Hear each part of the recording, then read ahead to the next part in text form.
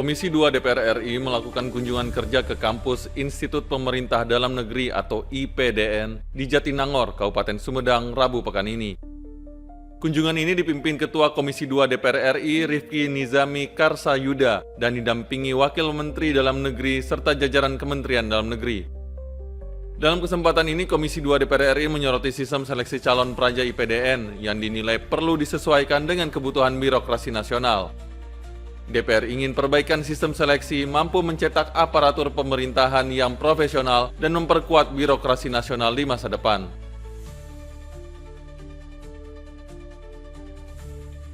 Kita ingin membangun satu pola seleksi rekrutmen calon praja di IPDN yang sebangun dengan kebutuhan postur dan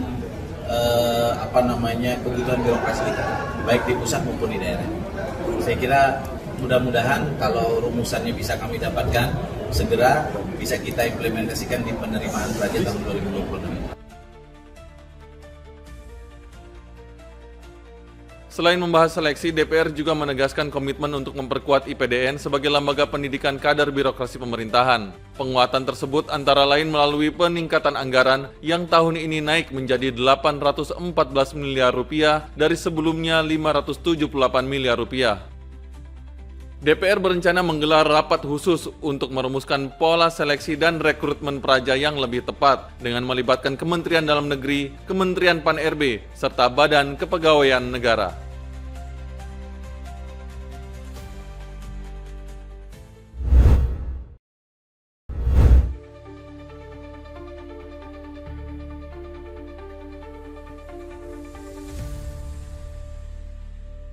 Wakil Menteri Keuangan Suhasil Nazara mengungkap realisasi serapan anggaran program makan bergizi gratis atau MBG hingga Maret 2026 yang telah mencapai 44 triliun rupiah. Realisasi tersebut sekitar 13,1% dari total anggaran program MBG dalam APBN 2026 yang ditetapkan sebesar 335 triliun rupiah. Program MBG Lanjut Wamen telah menjangkau 61,2 juta penerima dan didukung oleh 25.082 satuan pelayanan pemenuhan gizi di berbagai daerah. Dalam konferensi pers APBN Kita di Jakarta, Wamen Suhasil merinci dari total penerima MBG yang terdiri dari 49,9 juta siswa dan 10, juta lainnya dari kelompok non-siswa. Tentu ini akan terus kita pastikan supaya dijalankan dengan tata kelola yang baik, dijalankan dengan efisien, dan anggarannya tersedia untuk makan bergizi gratis ini.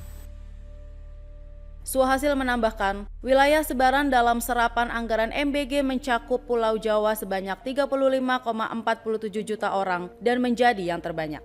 Sementara itu untuk wilayah Sumatera sebanyak 12,63 juta penerima dan Kalimantan 2,63 juta penerima.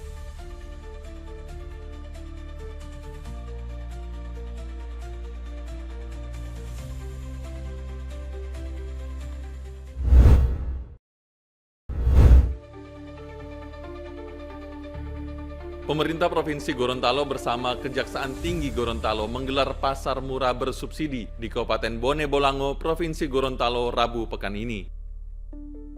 Pada kegiatan ini tersedia 7 komoditas pangan yang dapat dibeli masyarakat dengan harga murah, yaitu telur ayam ras, daging ayam, bawang merah, cabai rawit, minyak goreng, dan beras. Gubernur Gorontalo Gusnar Ismail mengatakan, pasar murah ini merupakan langkah pemerintah untuk menjaga stabilitas harga bahan pokok yang biasanya mengalami kenaikan saat Lebaran. Kami ingin memberikan keyakinan kepada masyarakat bahwa kebutuhan pokok masyarakat saat Ramadan dan menjelang Idul Fitri tersedia cukup dan dijamin oleh pemerintah bisa dibeli dengan harga yang tidak terlalu tinggi. Berbagai langkah pemerintah untuk memastikan distribusi kebutuhan pokok berjalan dengan baik serta mencegah praktek-praktek yang dapat merugikan masyarakat seperti penimbunan ataupun permainan harga pokok. Nah, ini dalam pasar murah ini malah harganya lebih di bawah harga di pasar. Ketujuh komoditas bersubsidi yang ditawarkan tersedia dalam paket yang bisa ditebus warga seharga Rp95.000 saja. Harga ini jauh di bawah harga pasar yang diperkirakan bisa mencapai Rp247.000.